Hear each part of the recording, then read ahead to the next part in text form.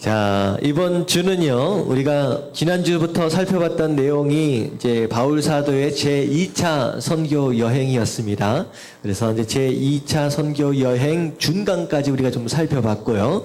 자, 오늘은 데살로니가 전서와 후서, 아마도 2차 선교 여행 도중 아니면 2차 선교 여행이 마치고 난 뒤에 쓰여졌던 서신서로 이제 이야기되어지는 데살로니가 전서와 후서, 그리고 2차 선교 여행의 이 마지막 부분 에베소까지 거쳐서 또 예루살렘, 그리고 이제 다시 교회로 들어가는 거기까지 우리가 좀 살펴보도록 하겠습니다.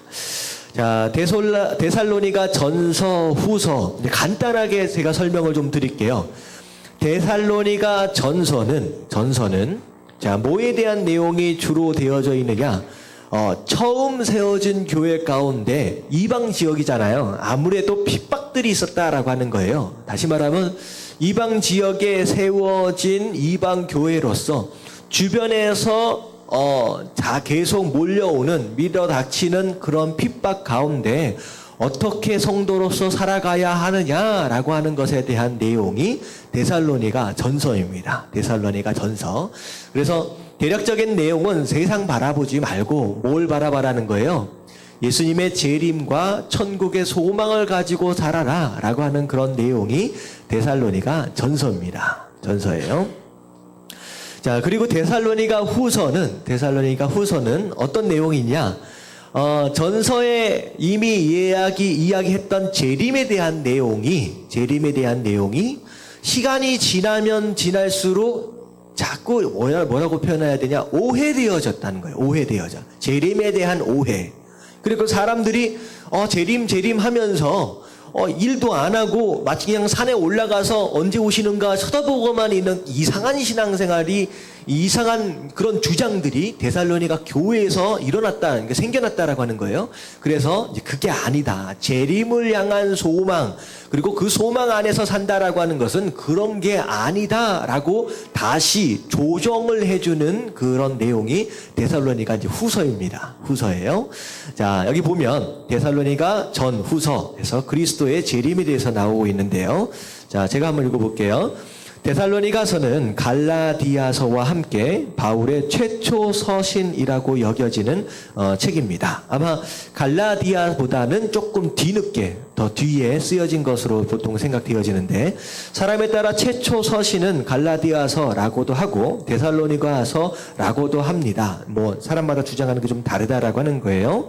자, 그리스도인의 궁극적인 목표는 뭐라고요? 이 땅의 영광이 아니라 재림하시는 주님을 만나는 것입니다 라고 하는 거예요. 그래서 우리가 살면서 우리가 초점을 맞춰야 되는데, 이 땅의 부귀 영화, 이 땅의 행복과 이 땅의 성공에 초점을 맞춰서는 안 되고, 어디에 초점을 맞춰야 되느냐?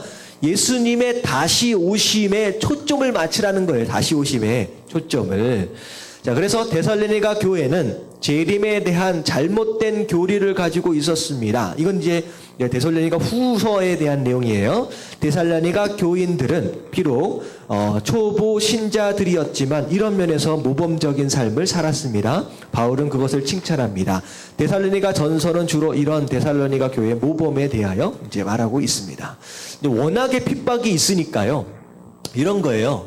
우리가 자꾸 이 세상의 부귀 영화에 집중하는 이유가 무엇이냐? 우리 삶 가운데 뭐가 없기 때문에 핍박이 없으면 이 세상에 집착하게 됩니다. 근데 내 삶 가운데 복음을 증거하는 삶으로 말미암아 핍박을 경험하게 되면 자연스럽게 이 세상에 집착하지 않고 어디에 집중하게 돼요? 하늘에 집중하게 된다라고 하는 거예요. 이게 이제 데살로니가 교회의 전체적인 이제 상황입니다. 너무 핍박을 당하니까 이 세상이 아니라 하나님 바라보자라고 하는 그런 마음. 근데 이게 너무 가버렸어요. 그래가지고 일도 안 하고 그냥 짐 싸가지고 산에 올라가서 수도원처럼 그렇게 또 사는 거예요. 그건 또 아니고, 이제 이런 것에 대한 내용이 전체적인 내용이거든요.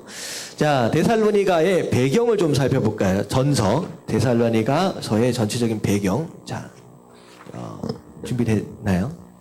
자, 같이 한번 읽어보도록 하겠습니다. 데살로니가는 시작. 데살로니가는 상업도시로 아가야와 마게도냐 지역의 중요한 복음의 전진기지 역할을 했습니다. 데살로니가 시는 알렉산더 대왕 중 한 명이었던 카산더가 자기 이름을 따서 세운 신도시입니다. 로마가 이 지역을 정복한 후에 로마의 자치도시가 되었습니다. 로마의 중요한 도로인 에그나티아 도로가 데살로니가를 지난 이후로 행정과 상업 중업 도시가 되었습니다. 이 편지가 쓰일 당시 데살로니가 교회는 핍박으로부터 잘 견뎌내고 있었습니다. 예, 데살로니가 교회의 이제 전체적인 배경은 이제 핍박 가운데 있었다라고 하는 거. 그리고 데살로니가서를 보면 이제 앞에 서론 부분에 보면요, 바울이 데살로니가 교인들을 칭찬을 많이 합니다. 칭찬을 해요. 그렇게 어려운 상황 가운데서도 핍박 가운데 잘 신앙을 지키고 있는 거 참 바람직하고 너무 좋은 현상입니다라는 칭찬들이 앞에 부분에 많이 나옵니다. 자, 그런 가운데 자, 전설을 볼게요. 자, 바울은 어떻게 사역을 했습니까? 결국은 데살로니가 전서든 후서든 바울이 누구에게 쓴 편지냐면 데살로니가 교회에, 다시 말하면 성도들에게 쓴 편지잖아요. 그렇다라고 한다면 바울이 데살로니가 교인들을 향하여 어떤 마음을 품고 있었느냐라고 하는 것이 매우 중요하다는 거죠. 그래서 데살로니가 전서 자, 2장 자, 7절부터 9절까지의 말씀인데요. 자, 천천히 한번 읽어보도록 할게요. 2장 7절부터 9절까지 말씀. 다 같이 시작. 우리는 그리스도의 사도로서 마땅히 권위를 주장할 수 있으나 도리어 너희 가운데서 유순한 자가 되어 유모가 자기 자녀를 기름과 같이 하였으니 우리가 이같이 너희를 사모하여 하나님의 복음뿐 아니라 우리의 목숨까지도 너희에게 주기를 기뻐함은 너희가 우리의 사랑하는 자가 됨이라. 형제들아, 우리의 수고와 애쓴 것을 너희가 기억하리니 너희 아무에게다 폐를 끼치지 아니하려고 밤낮으로 일하면서 너희에게 하나님의 복음을 전하였노라. 예. 자, 7절, 8절을 보니까 바울이 데살로니가 교인들을 향하여 어떤 마음으로 섬겼느냐? 유모의 마음이다라는 이제 표현이 있어요. 어떻게 보면 아이를 기르는 것처럼, 아이를 길러가는 것처럼 그렇게 목회를 했다, 사역을 했다라고 하는 것이죠. 그래서 자녀를 기르는 것처럼 심지어는 얼마나 그들을 사랑했느냐, 목까지도 내어주기까지, 목숨까지 내어주기까지 그렇게 할 수 있을 만큼 내가 너희들을 사랑하는 마음으로 그렇게 길렀다라고 하는 그런 표현을 하는 거예요. 자, 그리고 나서 심지어는 어떤 얘기까지 하느냐? 내가 데살로니가 너희들과 더불어 함께 있었을 때에, 그렇잖아요. 처음 믿는 사람이 헌금하기가 쉬워요, 어려워요? 어렵지요. 이제 선교지에 가서 사실 재물을 하나님 앞에 드릴 줄 안다라고 하는 것은 보통 믿음이 아닙니다. 이게 재물이 가장 마지막 타협이거든요. 이제 우리가 주일 예배 통해서 배웠잖아요. 사단이 이제 이스라엘 백성들이 출애굽을 함에 있어서 첫 번째, 두 번째, 세 번째, 네 번째 타협이 있었는데 첫 번째는 뭐예요? 애굽을 떠나지 말고 여기서 예배를 드리라라고 얘기했죠. 그리고는 두 번째는 뭐예요? 멀리 가지 마라. 언제든지 돌아올 만큼만 가라. 그리고 세 번째는 뭐였어요? 뭐만큼은 냅두고 가라? 자녀들. 그러니까 너희들만 믿으라는 거예요. 부모만. 자녀들은 그냥 공부만 열심히 하면 되지. 돈만 열심히 보면 되고 사회적으로 성공하면 되고. 자녀들을 안 낳아준다는 거예요. 네 번째, 마지막 가장 힘든 게 뭐예요? 재물. 양과 소는 내버려 놓고 가라는 거. 이게 재물에 대한 겁니다. 그러니까 이게 초신자들 경우에는 재물을 하나님 앞에 드린다는 게 쉽지가 않습니다. 그렇기 때문에 이 바울이 그들에게 재정적인 어떤 그런 부담을 처음부터 주지 않도록 하기 위해, 어리니까. 그래서 어떻게 했느냐? 바울이 뭐 하는 사람이었어요? 직업이 언제 뭐였냐면 천막 만드는 사람, 텐트 메이커라고 보통 부르거든요. 그래서 텐트를 만들고 하면서 낮에는 일하고 저녁 때 가르치고 이런 식으로 해가지고 헌금해야 하는 그런 부담을 안 주려고 까기 하면서 그렇게 세심하게 너희를 돌봤다. 어떻게 보면 유모의 마음으로 그렇게 이제 돌봤다라고 하는 거예요. 그래서 이제 뭐라고 얘기를 하느냐, 9절에 보니까 우리의 수고와 애쓴 것을 너희가 기억하리니, 내가 얼마나 너희와 함께 있었을 때 고생했는지 너희가 다 알지 않느냐라고 하는 그런 모습으로 이제 사역을 했다라고 하는 것이죠. 자, 그게 바울이 데살로니가 교회에서 사역했던 모습입니다. 자, 그리고 나서 그렇게 수고했다라고 한다면 도대체 뭘 바라보고 그렇게 수고했느냐라고 하는 것인데요. 두 번째 문제를 보니까 바울에게 데살로니가 교인들은 무엇이었습니까? 다시 말하면 바울에게 있어서 데살로니가 교회는 마치 유모와 어린아이 같은 그런 관계였다는 거예요, 처음에는. 근데 두 번째는 이제 뭐 어떤 관계로 조금 더 승화를 시키느냐면요, 20절을 같이 한번 읽어볼게요. 다 같이 시작. 너희는 우리의 영광이요 기쁨이라. 다시 말하면 내가 영광이다라고 하는 것은 뭐냐면, 간단하게 얘기하면요, 자랑거리예요. 자랑거리. 내가 살면서 이것저것 자랑할 만한 게 있을 수 있죠. 근데 그런 게 아니라, 넌 뭐 재물이 많고 잘나고 실력 있고 이런 게 아니라, 내가 유일하게 하나님 앞에서든 사람 앞에서든 자랑할 만한 것은 너희밖에 없다는 거예요. 너희가. 그러니까 이 바울의 마음이 바로 너희가 내 영광, 자랑거리이며 너희로 말미암아 내가 기뻐한다라고 하는 거. 이거 완전히 유모가 아니라 어떤 모습이에요? 자식과 부모예요, 부모. 여러분들, 부모들끼리 모이면 누구 자랑합니까? 자식 자랑하는 거예요, 자식 자랑. 부모들끼리 모여가지고 자식 욕하는 사람 있어요, 없어요? 사실 며느리 욕은 해도요, 자식 욕은 안 해요. 그래서 만나서 내 자식이 이렇게, 사실은 자식들 가운데 못나고 사실 어떻게 보면 이제 가슴에 못을 박고 참 섭섭하게 하는 자식들이 있죠. 심지어는 똑같은 자식이라도 이쁜 모습들이 있는가 하면 참 이제 안타까운 모습들이 있어요. 근데 누구든 만나면 이제 나쁜 것보다 좋은 것 얘기하잖아요. 내 자식은 그래도 뭐하고 그래도 뭐하고. 근데 그게 부모의 마음이에요. 그러니까 이 바울 사도가 데살로니가 교인들이 조금씩 성장하는 그런 모습을 보니까 어딜 가도 그 사람들 이야기하고 싶은 거예요. 네가 내 자랑이고 네가 내 영광이고, 심지어는 너 볼 때마다 내가 너무 기쁘다라고 하는 그런 표현을 합니다.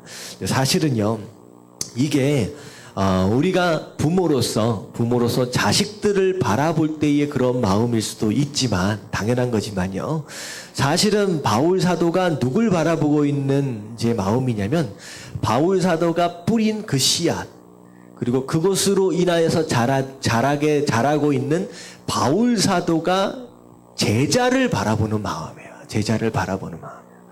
여러분 삶 가운데서 계속 제자들 이야기를 많이 하잖아요. 누군가가 내가 씨를 뿌렸고 그것으로 인하여 변화되어지고 그것으로 인하여 성장하고 있는 그 누군가가 내 영광이 되어지고 내 자랑과 기쁨이 되어져야 한다라고 하는 거예요. 여러분들, 육적인 자녀들뿐만 아니라 영적인 제자들, 영적인 자녀로서 이런 분들을, 이런 제자들을 여러분 삶 가운데 반드시 길러가야 합니다. 왜냐하면요, 우리가 주님 앞에 딱 설 때에 예수님께서 확인하시는 두 가지가 있어요. 첫 번째는 뭐예요? 네가 나랑 무슨 상관이 있느냐라고 하는 것에 대한 질문, 구원에 대한 것을 첫 번째 확인하실 것입니다. 자, 두 번째 뭘 확인하실 것 같아요? 너로 인하여 뿌려진 씨앗, 그리고 그 씨앗으로 인하여 그 길러짐과 그 보살핌으로 인하여 자란 그 영적인 제자, 영적인 자녀가 누구냐라고 하는 것을, 그걸 두 번째 확인하실 거예요. 그게 나중에 보면 바울이 뭐라고 얘기하느냐, 너희들이 내 면류관이다 라고 하는 표현까지가 나중에 이제 나옵니다. 면류관이다. 하늘에 올라가면 상급이 있는데 뭐 다른 것으로 상급을 받는 게 아니라 나로 인하여 길러진 영적인 자녀가 내 상급이 되어진다라고 하는 거예요. 여러분들 이 땅을 살면서 여러분들 얼마나 더 살 수 있을는지 모르겠지만 남은 기간 동안 반드시 이 영적인 제자들을 길러내야 한다라고 하는 거, 여러분들 영적인 제자를 반드시 기르시길 주님의 이름으로 축원합니다. 아멘. 네, 길러야 된다는 거예요. 근데 바울사도는 네가 내 기쁨이고 네가 내 자랑거리고 내가 영광이다라고 얘기를 합니다. 자, 그리고 나서 바울이 데살로니가 교인들에게 가르친 것이 무엇이냐라고 하는 것인데요. 4장 11절하고 12절 볼게요. 4장 11절과 12절. 다 같이 읽겠습니다. 시작. 또 너에게 명한 것 같이 조용히 자기 일을 하고 너의 손으로 일하기를 힘쓰라. 이는 외인에 대하여 단정히 행하고 또한 아무 궁핍함이 없게 하려 함이라. 네, 이제 이 얘기는 무슨 얘기냐? 예수님께서 곧 오신다는 거예요. 곧 오신다는 거예요. 그러니까 어떤 마음이 있어요? 지금 일할 필요가 있다 없다? 이 없다라는 생각이 들어지는 거죠. 그래서 여러분들 중간에 뭐 이상한 사람들이 나타나가지고 몇 월 며칠 날 예수님이 온다 그랬다. 그래가지고 재산 다 팔아가지고 자 산에 올라가자, 기도원 올라가자, 따라가면 돼요, 안 돼요? 따라가면 돼요, 안 돼요? 절대 안 돼요. 바울 사도가 뭐라고 얘기하느냐? 아니다는 거예요. 당장 내일 오신다라고 할지라도 너희는 오늘 해야 할 일을 뭐 해라? 해라는 거예요. 오늘 네 일을 해라는 거예요. 그래서 어떤 일이 벌어졌냐면 보세요. 11절 명함과 같이 조용히 자기 일을 해라. 네가 해야 할 일을 먹고 사는 거 내려놓지 말고 그대로 그냥 하라는 거예요.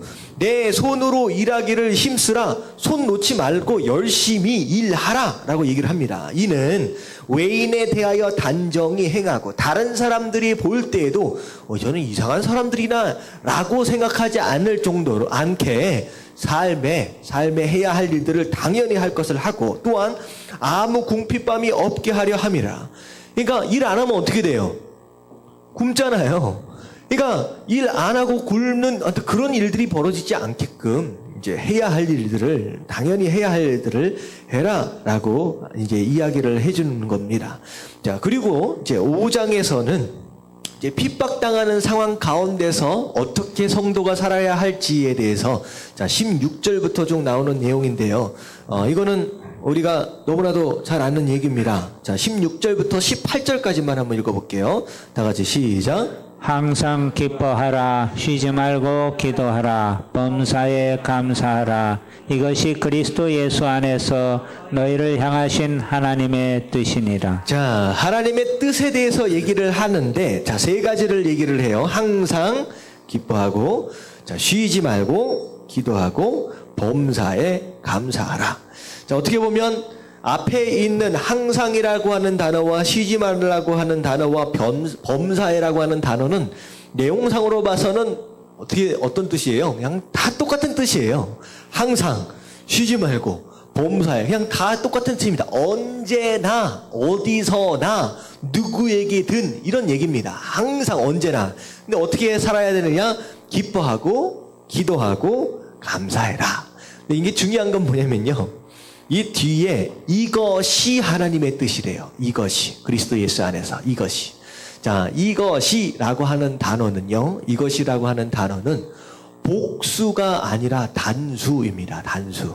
오늘로 보면 단수예요. 다시 말하면 기뻐하고 기도하고 감사하다라고 하는 이 세 가지를 얘기했잖아요. 그러면 그 다음에는 뭐라고 나와야 되냐? 이들은 이라고 표현을 해야 돼요. 근데 이게 원어로 봐서도 단수예요. 이것은 이라고 하는 거. 이 왜 그런 것 같아요? 이 세 가지가 하나라는 거예요. 하나라는 거예요. 이 세 가지를 따로 띄어서는 얘기할 수 없고 이 세 가지가 함께 있어야지만 가능하다라고 하는 거예요. 자, 항상 기뻐한다라고 하는 거 어떻게 보면 기도하지 않으면 기뻐할 수 없어요. 감사하지 않으면 기뻐할 수 없습니다. 결국은 기뻐하려면 기도해야 하고 기도하면 어떤 마음이 생겨요? 감사하는 마음이 생기고 감사하는 마음이 생기면 또 기뻐할 수 있고 이게 세 가지가 한꺼번에 같이 돌아가야 된다라고 하는 거.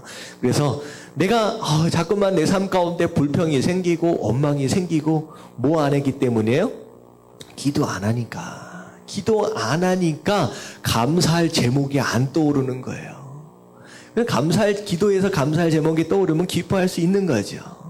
자꾸 기도가 안 돼. 여러분들 이런 문제들이 이 세 가지가 같이 연결되어져 있다라고 하는 거. 그래서 이게 하나입니다. 하나. 그래서 항상 기뻐하고 기도하고 감사하라. 근데 제가 항상 이 말씀 드릴 때마다 이제 설명드리는 가운데 이런 표현했잖아. 이게 쉬워요, 어려워요? 이게 어렵다라고 말씀을 드렸죠. 어려워요. 근데 이게 가능하게 할 수 있는 유일한 방법은 언제 기뻐하고 언제 기도하고 언제 감사하면 돼요? 지금 기뻐하고 지금 기도하고 지금 감사하면 돼요. 그러니까 언제나라고 하는 이것을 잡으려고 하면요, 이 부담이 되고 쉽지를 않습니다. 이 언제나 항상 어디에서든지 이걸 먼저 잡기 전에 뭘 하면 되냐면 지금 여기서를 잡으면 돼요. 지금 여기서. 다시 말하면 예배를 드리고 있는 지금 이 순간이 가장 내 삶 가운데 기뻐할 수 있는 그런 시간이 될 수 있으면요, 그럼 되는 거예요. 그게 항상이 되어지는 거예요. 지금 이 순간 기도하는 마음으로 하나님 앞에 나아가고 지금 이 순간 감사하는 마음으로 나아갈 수 있으면 이게 항상이 되는 거고 쉬지 않는 게 되는 거고 이게 범사회가 될 수 있다라고 하는 거. 자, 이게 이제 첫 번째 어떻게 보면 성도로서 살아감에 있어서 핍박 가운데 승리할 수 있는 비결입니다. 비결이에요. 자, 그다음에 뭐예요? 19절 같이 읽겠습니다. 시작. 성령을 소멸하지 말며. 자, 근데 이것도 연결돼 있어요. 이것도. 자, 결국은 항상 언제나 이렇게 할 수 있으려면 내가 뭘로 충만해야 돼요? 성령 충만해야 돼요. 성령 하나님으로 충만한 상황이 되어져야 한다라고 하는 거. 이 성령 충만은요. 성령 충만은 이 소멸이라고 하는 단어를 썼어요. 소멸. 이 마치 어떤 것과 좀 비슷하냐면요. 이제 장작에 불이 붙어 있다라고 하는 어떤 그런 영상하고 좀 비슷하다고 생각을 하시면 돼요. 장작이 막 계속 들어가면 어떻게 돼요? 불이 점점 활 타 올라가잖아요. 근데 장작이 다 타면 어떻게 돼요? 불이 점점점 꺼집니다. 그러니까 이런 것처럼 성령의 충만함도 어느 순간에는 활활 타오를 수도 있기도 하지만 어느 순간에 소멸되어지는 것처럼 뭐라 그럴까요? 이렇게 이제 꺼져갈 수도 있다라고 하는 거예요. 그래서 항상 내 마음 가운데 끊임없이 이 장작더미를 계속 집어넣어 줘야 돼요. 계속 집어넣어 줘야 돼요. 근데 여러분들 이 계속 집어넣어 줘야 하는 이 장작이 무엇일 것 같아요? 계속 집어넣어 줘야 할 이 장작이 무엇일 것 같아요? 하나님의 말씀. 그 밑에 나와요. 같이 읽겠습니다. 20절 시작. 예언을 멸시하지 말며. 예언이 뭐예요? 말씀. 이게 말씀이에요. 이 당시에는 신약 성경이 아직 써여 있지 않은 상태잖아요. 그렇기 때문에 쓰여지고 있는 이 예언의 말씀들, 이게 이제 성경이 되어지거든요. 다시 말하면 내 안에 성령 충만이 소멸되지 않기 위해선 끊임없이 공급되어지는 말씀이 내 안에 있어야 한다라고 하는 거. 자, 그것을 얘기를 합니다.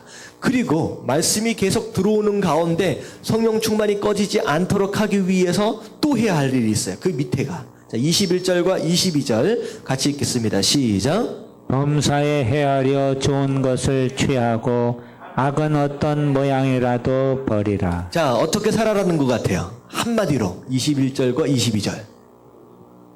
어떤 삶? 선한 삶. 거룩한 삶, 선한 삶. 그거죠. 그러니까 말씀이 들어왔어요. 자, 말씀이 들어왔어요. 그렇기 때문에 말씀으로 인하여 어떤 것이 좋은 것인지, 이게 선이거든요. 어떤 것이 선인지 어떤 것이 악한지 말씀을 통하여 깨달아진다는 거예요. 자, 깨달음에 머물러 있지 말고 그 다음부터는 어떻게 돼요? 삶. 선한 삶을 택하라, 그걸 취하라 라고 하는 것은 어떤 삶을 살아라? 죄를 멀리하고 하나님의 말씀에 합당한, 말씀에 순종하는 그런 삶을 살아라. 그러면 불이 꺼지지 않는다. 그 불이 꺼지지 않으면 항상 기뻐할 수 있고 항상 뭐 할 수 있어요? 항상 기뻐할 수 있어요. 항상 쉬지 말고 기도할 수 있고 범사에 감사할 수 있다라고 하는 거예요. 다시 말하면 뒤에서부터 오는 거예요. 그러니까 앞에서부터 가고 있지만 뒤에서부터 오면서 양쪽으로 전체가 한 묶음으로 가는 것이죠. 자, 이해가 가셨죠? 자, 이런 삶을 살아야 아무리 핍박이 와도 넘어지지 않는다라고 하는 거예요. 유혹되어지지 않는다라고 하는 거예요. 그래서 내가 신앙생활 하는데 흔들리거나 두려움이 있거나 자꾸 의심이 있거나 여러분들 그럴 때 이 말씀을 보세요. 이 말씀을 보시면서 내 삶 가운데 지금 공급되어지고 있는 장작이 부족한 것인지 아니면 말씀에 의하여 나타나야 할 거룩함이 부족한 것인지 내 안에 성령의 충만이 부족한 것인지 기도가 부족한 것인지 여러분들 점검을 하고 거기에 맞춰서 살아야 된다라고 하는 거 여러분 깨달아지시길 주님의 이름으로 축원합니다. 아멘. 자, 그 팁 한번 읽어볼게요. 다 같이 시작.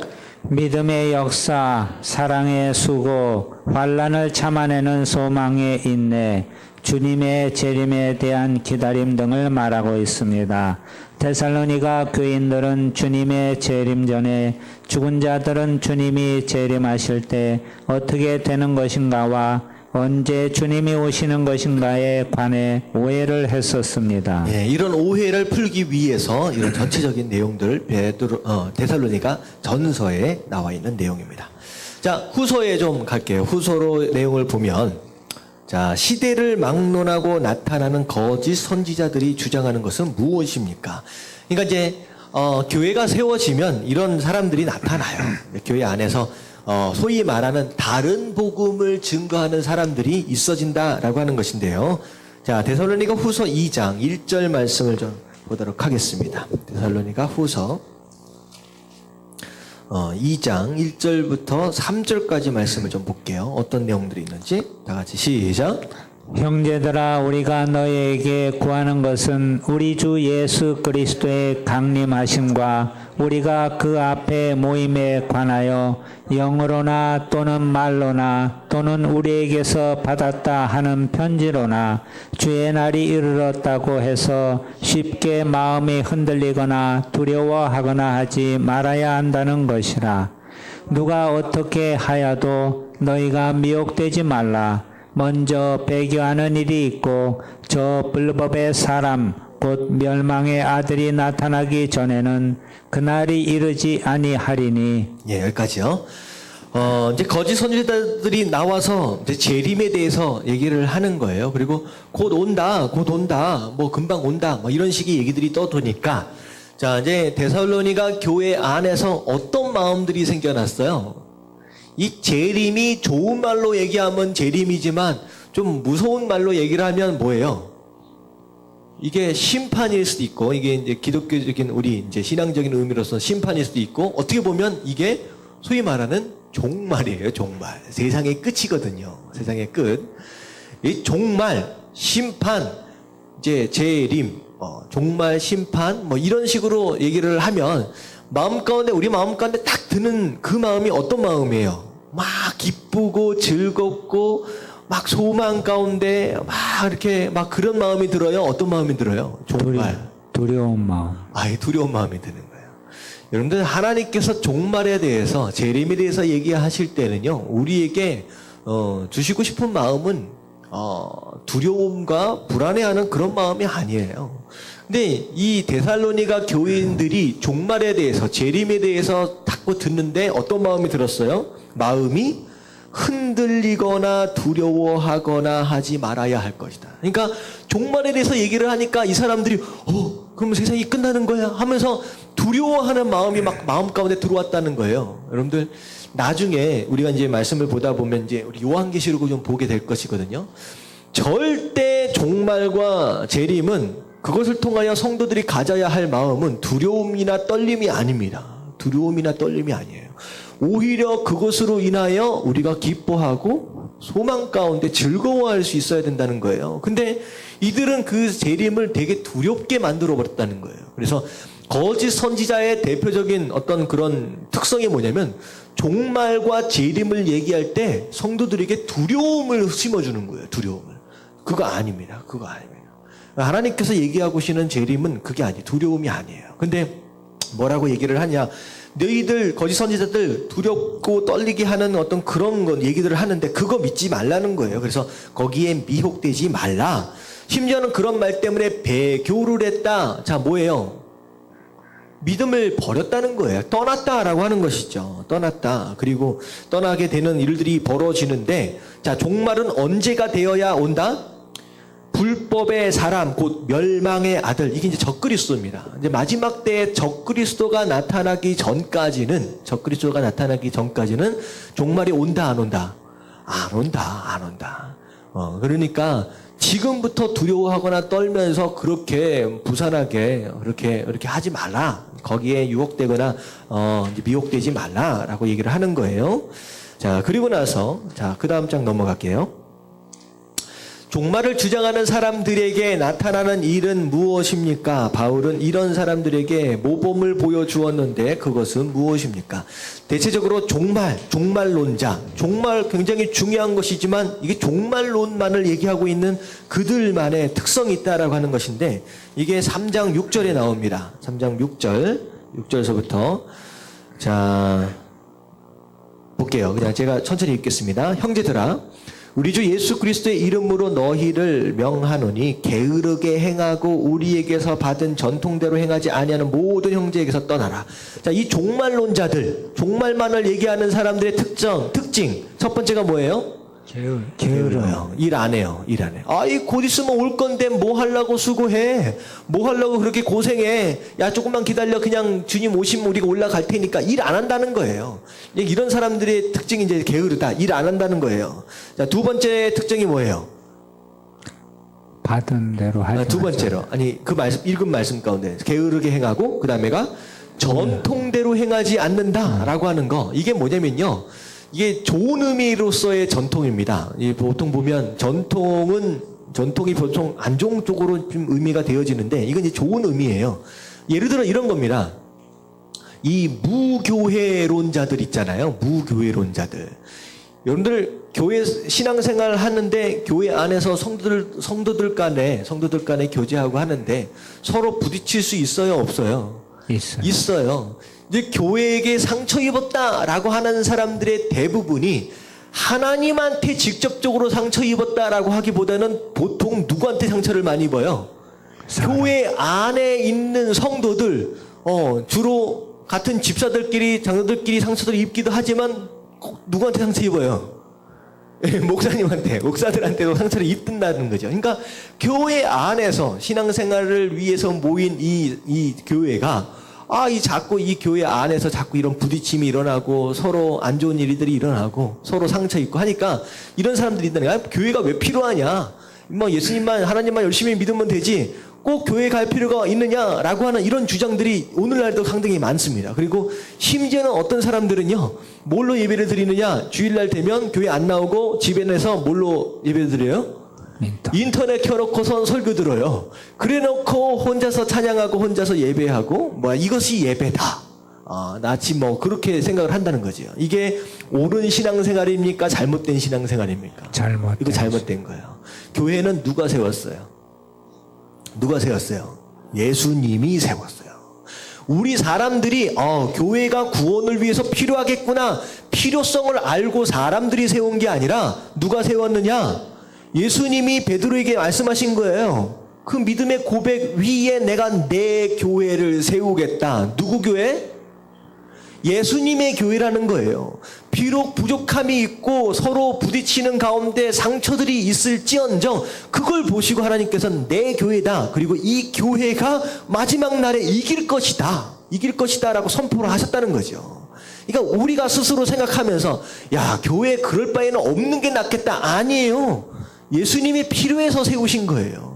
우리가 그 예수님의 말씀을 믿고 그 교회 안에 들어와서 그 교회 안에서의 예배와 교제와 사명과 이 모든 것들이 있어져야 된다라고 하는 것이죠. 자, 그렇다라고 한다면 과연 교회라고 하는 것이 무엇이냐? 자, 여기서 조금만 더 설명을 드리겠습니다. 교회가 무엇이냐라고 하는 거. 꼭 이런 데 나와가지고 교회는 건물이 아닙니다. 잘 들으세요. 교회는 예배당을 가지고 교회라고 하는 것이 아니고, 교회 건물을 가지고 교회라고 하는 것이 아니고, 교회는 뭐예요? 사람들입니다. 사람들이 뭐예요? 예수를 주님이다, 그리스도다, 구원자다라고 고백하는 믿음의 사람들이 모여있는 바로 그것이 사람의 모임 자체가 교회입니다. 이 교회론 자체가 제대로 서 있어야 돼요. 사람들의 모임, 그게 교회예요. 이 교회, 근데 그냥 우리 집엔 우리는 그냥 우리 가족끼리 모여서 그냥 예배를 드리고 우리는 그걸 교회라고 생각합니다. 그렇게 얘기할 수도 있지만 정말 진짜로 된 교회라면 교회에서 반드시 있어져야 할 4가지가 있어요. 교회에 있어져야 할 4가지. 자, 첫 번째는 교회에서 뭘 드려야 돼요? 교회에서 모이면 뭘 드려야 돼요? 예배를 드려야 됩니다. 이 예배는 말씀과 찬양과 기도 이 모든 것들을 포함함과 동시에 뭐까지를 포함하느냐? 하나님께 드려지는 예물까지를 포함하는 거예요. 다시 말하면 우리가 모였어요. 모였다라고 한다면 반드시 그 안에는 예배가 있어야 되고 그 예배하는 안에는 4가지가 있어야 됩니다. 말씀이 있어야 되고 찬양이 있어야 되고 기도가 있어야 되고 하나님 앞에 드려지는 예물이 있어져야 됩니다. 이 예배가 없는 모임은 교회가 아닙니다. 아무리 믿는 사람들끼리 모여서 밥 먹고 해도 이것이 없으면 교회가 아니에요. 교회에 가장 기본적으로 들어가야 할 4가지 중에 하나입니다. 첫 번째가 예배예요. 자, 두 번째는 무엇이냐? 교제입니다. 교제예요. 서로 다르다라고 하는 것으로 인하여 서로가 부딪힐지언정 성도 간의 교제는 초대교회에서부터 무시 못하는 가장 중요한 거였어요. 성도 간에 서로 사랑하고 섬기고 나누고 하는 그 모습으로 인하여 세상 사람들이 칭찬했다라고 합니다. 그게 교회의 온전한 모습이에요. 다시 말하면 그냥 교회에 딱 와가지고 그냥 하나님께 예배만 드리고 샥 빠져나갔어요. 진짜 제대로 된 교회 생활을 하고 있는 거예요? 아니에요? 똑바로 얘기하세요. 하고 있는 거예요? 아니에요? 아니에요. 하나님 말씀입니다. 반드시 성도 간의 교제가 있어져야 돼요. 그 안에 사랑과 섬김과 나눔이 있어져야 합니다. 왜냐? 그것을 통하여 우리가 성장합니다. 그것을 통하여 말씀을 통하여 배우지만 성도 간의 교제와 나눔과 섬김을 통하여 거기서 우리가 성장하는 거예요. 교제가 좀 중요해요. 그래서 진짜 신앙생활은 함께, 그래서 같이 우리가 수요일이든 금요일이든 주일이든 만나서 모여서 식사하고 교제하고 이렇게 하는 이유, 그리고 함께 봉사하고 하는 이유가 그것이 무엇이냐? 바로 이것 때문이에요. 이게 굉장히 중요합니다. 자, 그게 두 번째였어요. 자, 세 번째가 뭐냐면 교회에서는 반드시 성례가 있어야 됩니다. 성례. 자, 성례는 2가지가 있어요. 장로교에서 일반적으로 인정하는 성례 2가지. 첫 번째는 뭐예요? 침례 세례입니다. 자, 이 침례로 인하여 구원하심을 받아야 돼. 이게 하나님께서 정하신 거예요. 침례를 줘서 제자 삼아라 라고 말씀하셨어요. 반드시 침례가 있어져야 됩니다. 두 번째 뭐예요? 성찬입니다. 교회 안에선 떡과 잔을 나누는 거, 이거 반드시 예수님이 하라고 명령하신 거예요. 그래서 교회 안에서 반드시 이 2가지가 있어져야 돼요. 2가지가. 가정끼리 그냥 모여서 예배를 드린다라고 했을 때 물론 이거 할 수 있어요. 근데 중요한 것은 뭐냐면 4번째, 반드시 있어져야 할 거. 자, 4번째 뭘까요? 전도. 나왔네요. 사명입니다. 전도와 선교가 있어야 돼요. 교회 안에서 절대 빠져서는 안 되는 게 전도와 선교입니다. 다시 말하면 복음을 전하는 씨 뿌리는 것으로 인하여 구원받는 일들이 교회 안에서는 반드시 일어나야 돼요. 그걸 타락한다면 우리 가족끼리만 그냥 예배드리면 이게 교회지라고 하는 것이라고 한다면 거기 안에서 뭐가 빠진 거예요? 그 안에서 아무리 침례가 있고 성례가 있다라고 할지라도 뭐가 빠져버린 거예요? 사명. 이 사명이 빠진 거예요. 사실은 교회 안에 가정끼리 같이 예배를 드리면서 사명을 만약에 감당하면 자, 어떤 일이 벌어져요? 가족끼리 그냥 우리끼리 예배를 드리기로 했어요. 그래서 우리끼리 예배를 드리는데 사명을 감당하고 있는 가정 안에서의 교회다라고 한다면 한 달 뒤, 두 달 뒤 어떤 일이 벌어져요? 늘어나요. 늘어나는 거예요.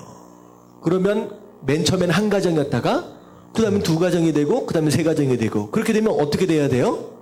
그 다음에는 함께 모여지는 요런 형태가 되어지는 거예요.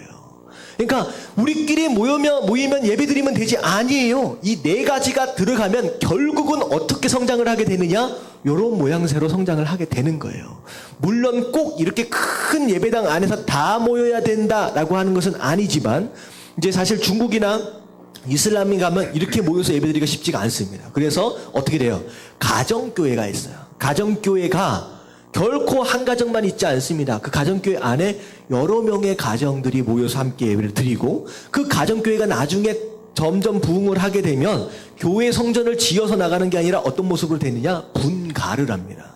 그래서 두세 가정씩 모였다가 다섯 여섯 가정 정도 늘어나면 이게 한꺼번에 많이 모이기 어려워지니까 이게 두 가지로 나눠지는 거예요. 그래서 나중에 번식을 해서 가정교회가 처음에는 하나였다가 두 개였다가 세 개였다가 네 개였다 이런 식으로 번식을 하게 됩니다. 근데 모양새는 다양할 수 있어요. 한꺼번에 많이 모일 수도 있지만 이런 모양새로 번식하며 성장해야 되는 게 이 교회의 궁극적인 모습이다라고 하는 거예요. 자, 이거 굉장히 중요한 내용입니다, 오늘. 자, 첫 번째, 교회 뭐가 있어야 된다?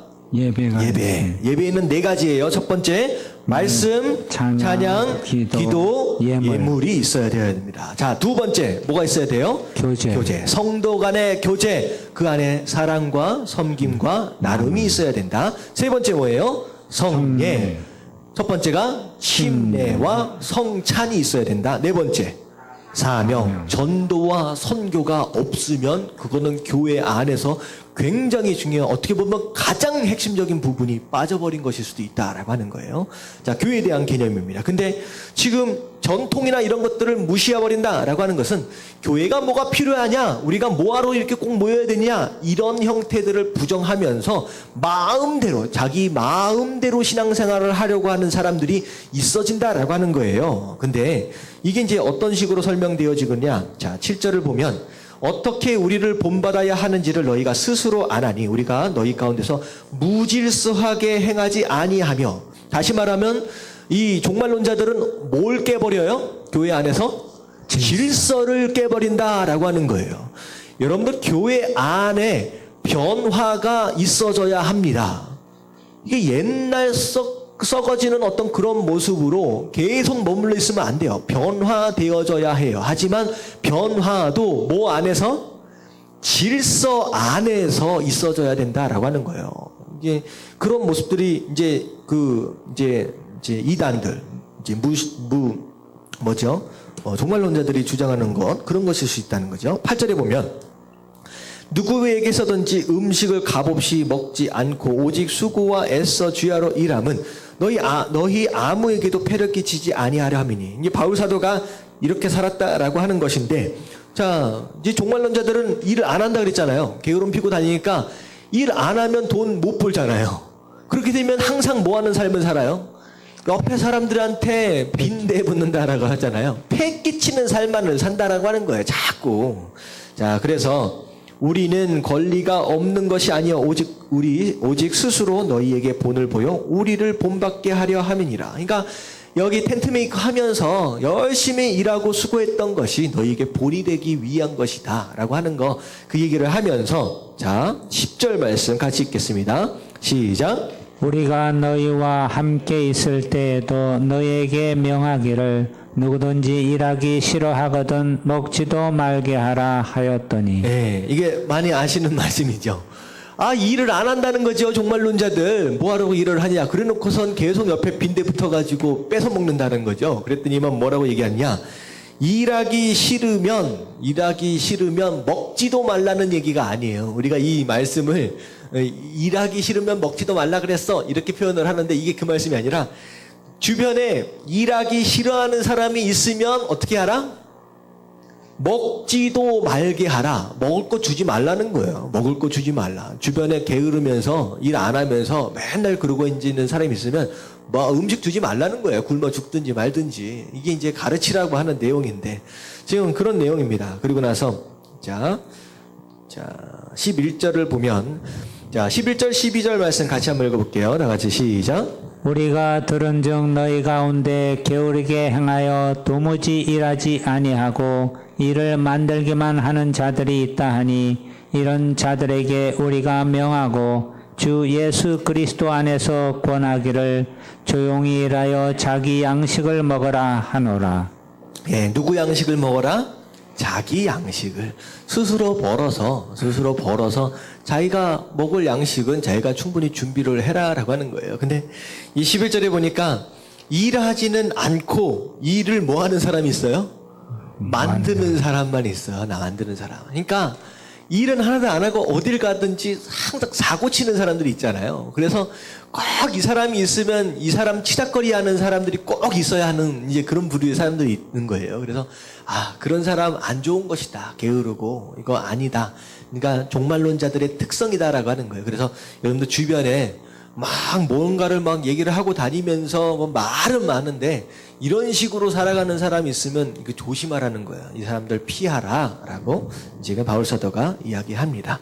자, 밑에 정리하도록 하겠습니다. 바울은 재림에 대한 시작. 바울은 재림에 대한 문제를 집중적으로 데살로니가 후서에서 다루며 문제를 해결하고 있습니다. 재림에 나타날 징조를 통하여 그것을 구분하라고 말합니다. 예를 들어 배도하는 자가 일어나고 무법자가 나타나며 진리를 거부하는 불의한 자가 나타나 결국 이들은 모두 멸망에 이르게 될 것임을 강조합니다. 성도들이 말씀에 굳건히 서서 흔들거리지 않기를 바울은 권면과 기도를 하고 있습니다.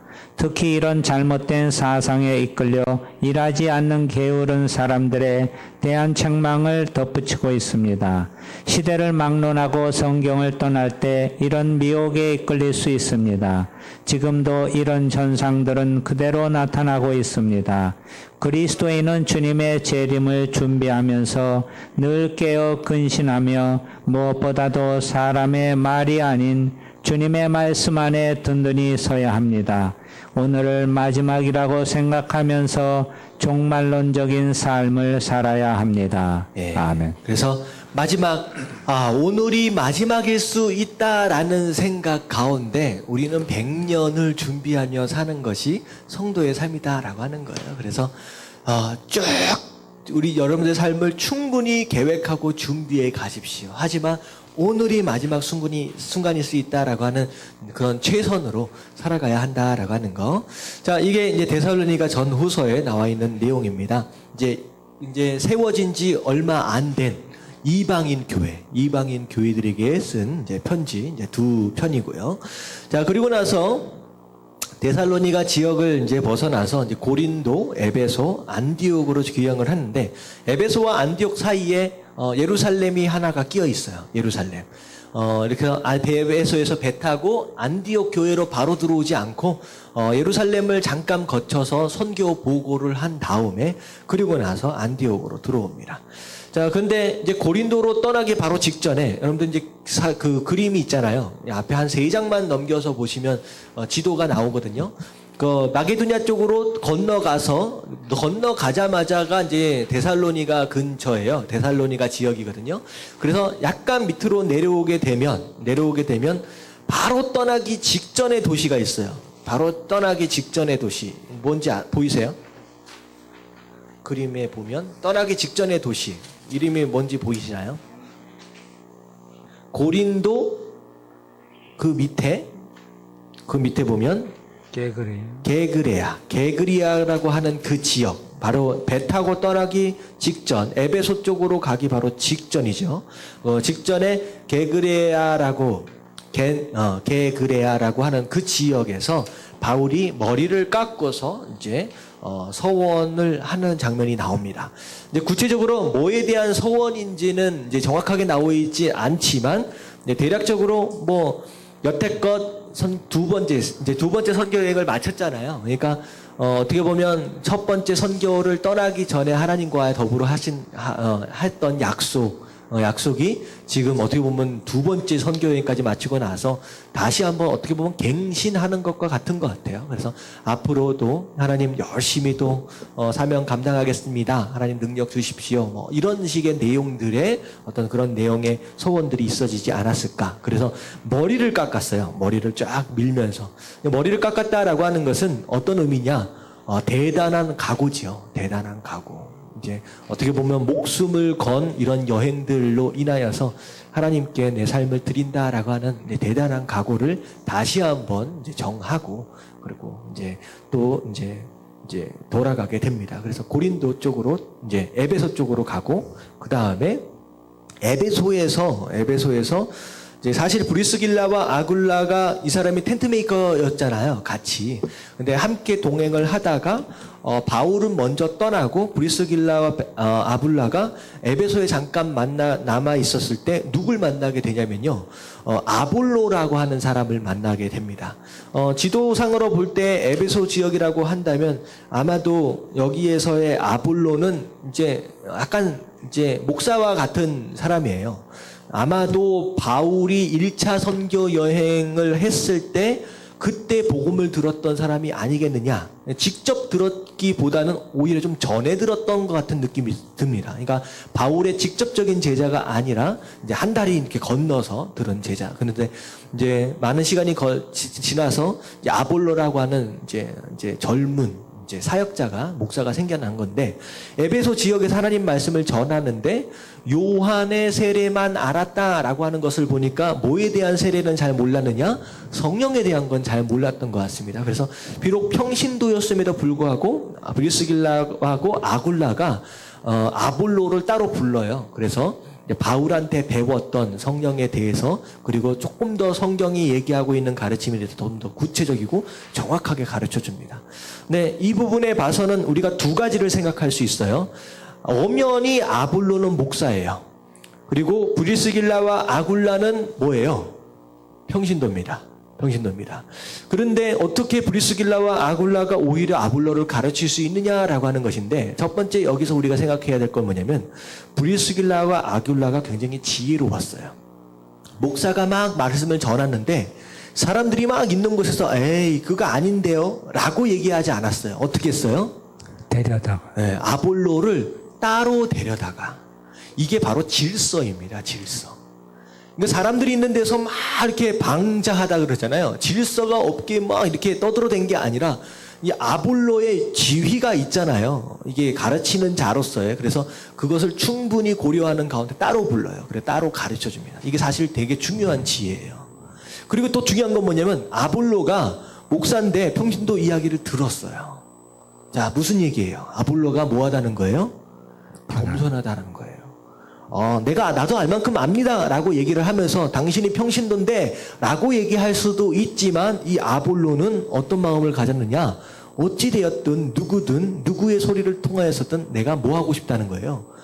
배우고 싶다라고 하는 거예요. 그래서 이런 모습들이 있어지니까 어찌되었든 아볼로는 배울 수 있게 되었다라고 하는 거. 하지만 중요한 건 뭐냐면 아볼로가 그 에베소를 또 떠납니다. 왜 그러냐면 이제 그렇잖아요. 평신도가 한번 이제 목사한테 이런 이제 어떻게 보면 그래 따로 데려다가 이렇게 가르쳤다라고는 하지만 분위기가 좀 그게 아니거든요. 그러니까 이제 아볼로가 거기 안에서 영적인 권위를 잡기가 사실은 조금 어려웠을 것이다라는 생각이 좀 들어요. 그래서 아볼로가 에베소에서 계속 사역하지 않고 다른 지역으로 떠나서 사역을 하고 또 그 지역에서 굉장히 큰 열매들을 맺어가는 모습을 봐요. 자, 밑에 정리를 좀 하도록 하겠습니다. 이게 마지막입니다. 브리스길라 아굴라와 시작. 브리스길라 아굴라와 함께 고린도를 떠나려 하는 바울은 갱그리아 항구에 가서 과거와 미래의 선교 여행을 위해 머리를 깎는 서원 의식을 행했습니다. 그리고 배를 타고 에베소를 거쳐서 안디옥으로 직행했습니다. 바울이 아시아의 대도시 에베소에 잠시 들렸던 것은 일찍이 아시아로 가기를 원했지만 성령이 마게도냐 지역으로 가도록 했기에 이번에 때를 잡아 한번 방문했던 것입니다. 같이 간 브리스길라와 아굴라는 에베소에 남겨두고 바울은 가이사랴에 상륙하여 예루살렘 교회에 선교 보고를 한 후 수리아의 안디옥으로 돌아갔습니다. 예, 그래서 여기까지가 이제 2차 선교 여행이 이제 끝나는 상황입니다. 예, 주로 이제 선교 여행 가운데 도중에는 서신서들을 좀 쓰기가 쉽지는 않아요. 근데 이제 사실 고린도 지역에서 얼마 정도 있었느냐? 1년 6개월 있었거든요. 고린도에서. 그러니까 데살로니가가 마게도냐 첫 번째 지역이 이제 마게도냐잖아요. 마게도냐 지역에 이제 데살로니가가 첫 번째 지역이라면 밑으로 내려가면 고린도예요. 근데 고린도 지역에서 1년 6개월 정도 머물러 있었다라고 하는 걸로 봐서는 아마도 고린도에서 1년 6개월 정도 있을 때 쓰여졌을 수도 있고요. 그리고 2차 선교 여행이 끝나고 난 뒤에 그 다음에 쓰여졌을 가능성이 좀 높습니다. 어쩌면 전서와 후서를 고린도나 아니면 이제 좀 벌려서 우리가 좀 생각할 수 있을 것 같아요.